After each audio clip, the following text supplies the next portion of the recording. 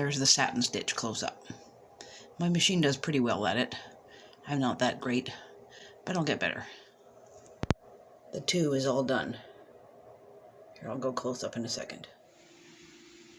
For doing Satin Stitch, the manual for my on the machine says to have the thread tension on 2, that's that white die on the front, and the presser foot pressure on 2, which is on the left hand side where the open part of my machine is, loaded with orange thread. The instructions also say in the manual to use presser foot F, which is what I've got on my machine there.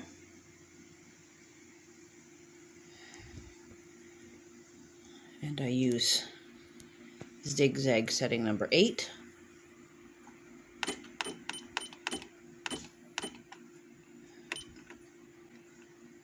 Stitch width of 3, stitch length 0.4. I use a little scrap piece to make sure that the needle's doing the right thing. Now, I'm sorry about this, but my phone is probably going to move because it's in a precarious position. But this is the best I can do so you guys can actually see this. Put my needle down. And I'm going to do a couple goes with my foot down below here on my presser so that it gets started. And then you see it go back and forth. That's how you do zigzag. So I make it sure that it's on the outside part of the zigzag.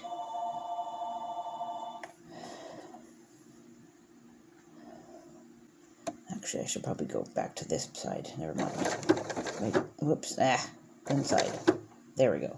Now, lift the needle up again. I have a button up on top of my machine that does that. Okay. Lift this up. Get this out of the way. Now, I know when I put my needle back down that it will swing out to the outside part of the zigzag. So, excuse me, I have a dry throat. I'm not resetting up my phone. Backing, reinforcement, stabilizer, whatever you want to call it, on the back of the applique. And the 5 is ready to go. So when I put the presser foot down, at this point I'm going to slowly rotate the needle down using my hand wheel and make sure it's right on the edge of the fabric. Now that's actually a tiny, tiny, tiny bit too close. I don't want that needle piercing the applique fabric. I want it just on the side.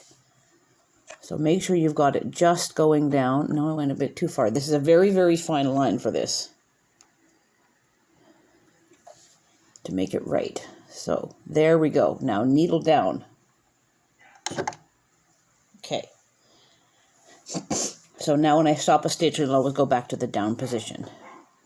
And then we just start. Back it goes, back. Now it's pretty easy to do this on a straight line. I mean, doing it one-handed, because my phone's kind of in the way. And that is how you do satin stitch. Don't do it super fast, go slow and careful. There is a certain way to turn it when you get to the corner. I'll see if I can do it one-handed, but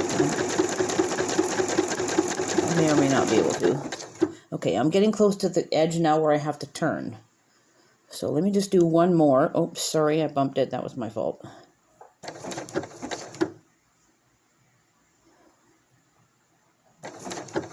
Okay. Now I'm going to lift this up, turn it a little bit so that the needle's swinging kind of diagonally across the 5 instead of straight on, and I'm going to just do this with the hand wheel for a minute. And there's a piece of the orange fabric coming off, but that's okay, I'll pick it off later.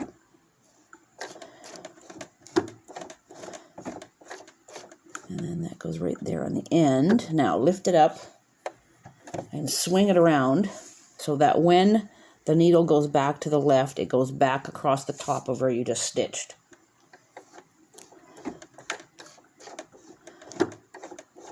And then bring it back, because now it's on the point. Sorry, I'm bumping my phone again. There. Now I have to turn this a little bit to get it on the right angle. And off we go again.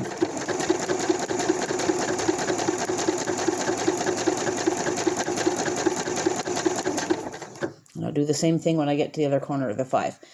I hope this makes sense. When you do around corners, or around curves, pardon me, along here, I find it simpler just to do maybe 2 or 3 stitches. I'll even slow down on my speed a little bit, on my speed setting.